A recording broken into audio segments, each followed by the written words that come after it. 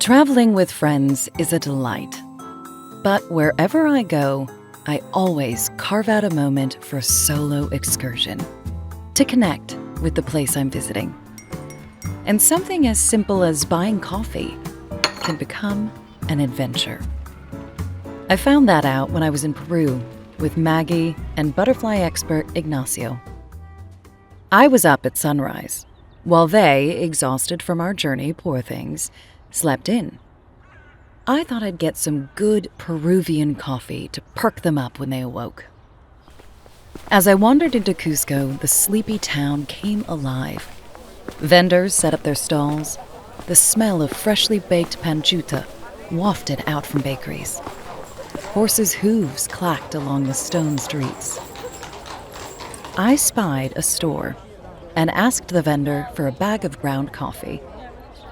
He put it on the counter, and without warning, a stranger took it and darted out the door. Before I could say a word, he was off on his horse. There was only one thing to do. I borrowed a horse and gave chase, following the mystery man into the jungle. The Amazon brimmed with life. I heard a red howler monkey's whooping bark, the snap of a caiman's jaw, and a deep, throaty growl from within the dense forest. But I needed to catch my coffee thief.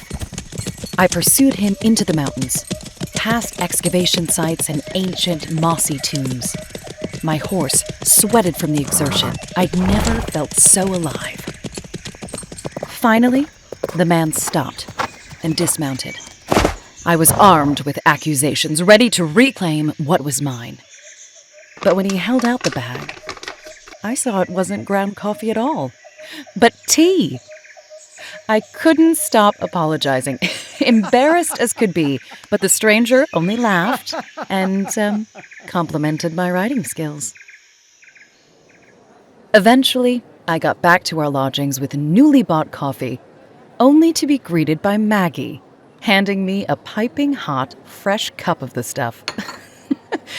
She and Ignacio had been up for ages, wondering where I was. Oh, just taking in some morning air, I told them.